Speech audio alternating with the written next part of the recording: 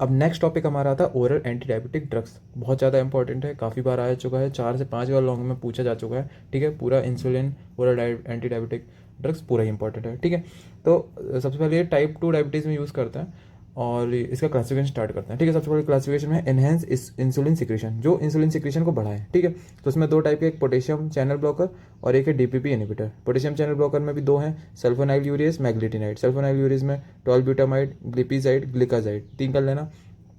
फिर क्लोरप्रोपामाइड भी होता है एक सल्फोनाइल यूरेज में। फिर मैग्लीटिनाइड में रेपाग्लिनाइड, नेटिग्लिनाइड। ठीक है, डीपीपी इनहिबिटर में सीताग्लिप्टिन, सेक्साग्लिप्टिन, लीनाग्लिप्टिन। ठीक है, और जो इंसुलिन रेजिस्टेंस को कम करेंगे उस मैकेनिज्म से जो होते हैं वो दो हैं, बाइग्वेनाइड में मेटफॉर्मिन और पीपीआर गामा एक्टिवेटर में पायोग्लिटाजोन।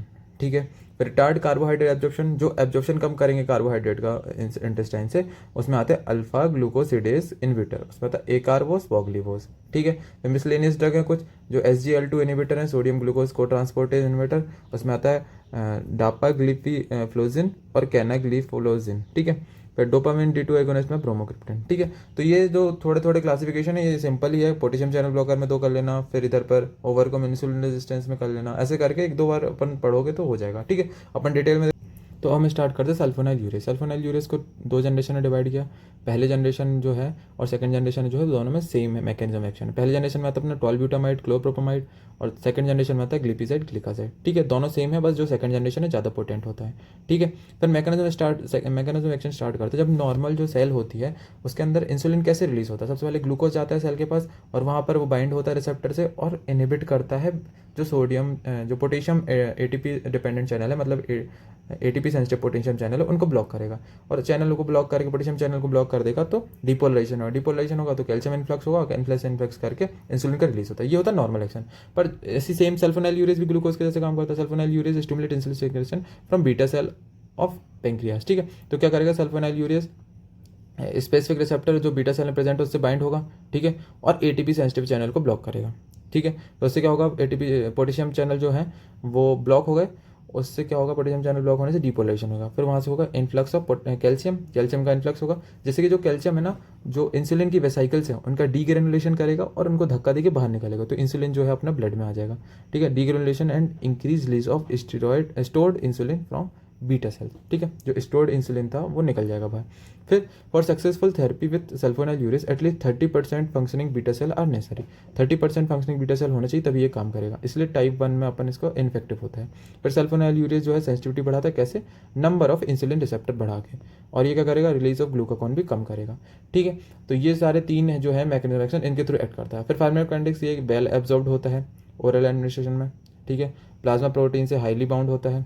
ठीक है, लो वॉल्यूम ऑफ डिस्ट्रीब्यूशन है इसकी, मेटाबोलाइज होता है लीवर में और एक्सक्रीट हो जाता है यूरिन में। ठीक है, फिर अपन इसके एडवर्स इफेक्ट में आते हैं। सबसे पहले हाइपोग्लाइसीमिया, इसका मोस्ट कॉमन जो साइड इफेक्ट है हाइपोग्लाइसीमिया है। ठीक है, फिर GI डिस्टर्बेंस भी करा सकता है, नोजिया, वॉमिटिंग, डायरिया करा सकता है। वेट गेन कराता है due to stimulation of appetite, appetite बढ़ाएगा जिससे वेट गेन करेगा। एलर्जिक रिएक्शन जैसे रेसेस, ईचिंग, फोटोसेंसिटिविटी करा देगा। टेरेटोजेनिसिटी भी होती है तो इसलिए अपन प्रेगनेंसी में सेफ नहीं है। फिर क्लोप्रोपामाइड्स के साथ इसमें डाइसल्फाराम लाइक रिएक्शन मिल सकती है, तो अल्कोहल के साथ इंटॉलरेंस रहेगा तो अल्कोहल नहीं देंगे इस ड्रग के साथ। ठीक है, फिर यूजेस क्या है, सल्फोनाइल यूरेज जो है वो टाइप 2 पेशेंट में बहुत ज़्यादा ही काम आते हैं, इफेक्टिव होते हैं।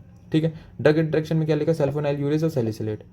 तो जो सैलिसिलेट है या सल्फोनामाइड है ना, तो वो भी प्लाज्मा प्रोटीन से हाईली बाउंड होते हैं और सल्फोनाइल यूरेज भी हाईली बाउंड है। तो जो सैलिसिलेट है ना, ये सल्फोनाइल यूरेज को रिप्लेस कर दे, तो सल्फोनाइल यूरेज की जो प्लाज्मा कंसंट्रेशन है वो बढ़ जाएगी। ठीक है, जिससे कि इसका इफेक्ट बढ़ जाएगा और इससे हाइपोग्लाइसीमिया हो सकती है। तो कभी भी सल्फोनाइल यूरेज और सैलिसिलेट को साथ में नहीं देते हैं।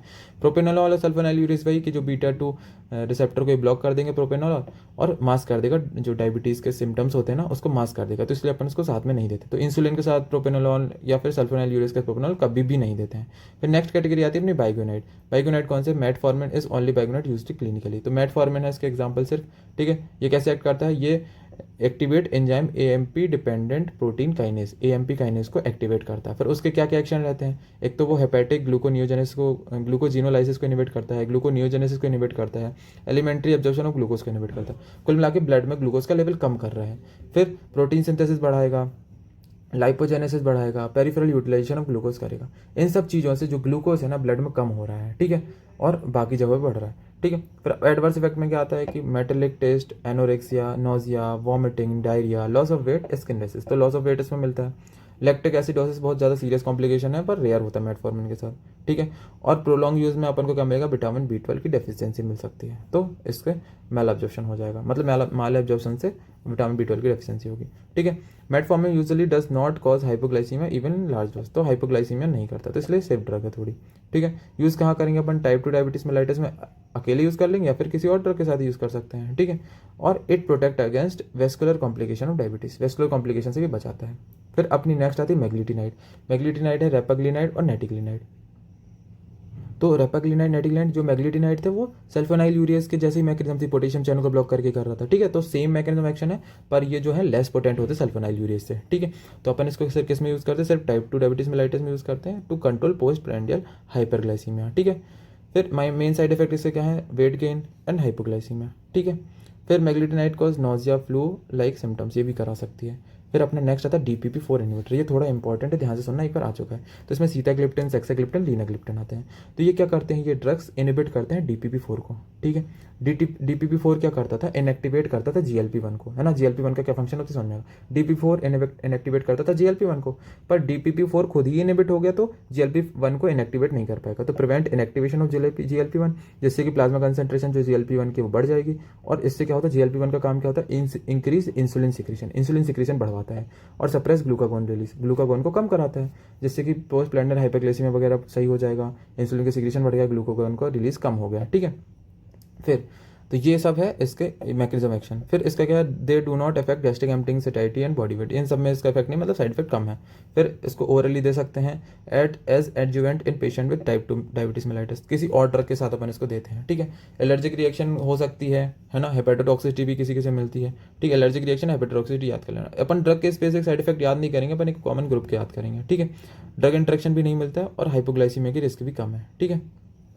फिर अपने आते हैं थायोजोली डाइन डायोन्स, ठीक है। इसमें आते हैं पायोग्लिटाजोन और रोजीग्लिटाजोन, ठीक है। ये PPR गामा एगोनिस्ट होते हैं, ठीक है। अब PPR गामा एगोनिस्ट क्या है कि PPR गामा के रिसेप्टर से जुड़ जाएगा, ठीक है। और उसमें बाइंड करके जो इंसुलिन रिस्पॉन्सिव जीन है उनको एक्टिवेट करेगा, है ना।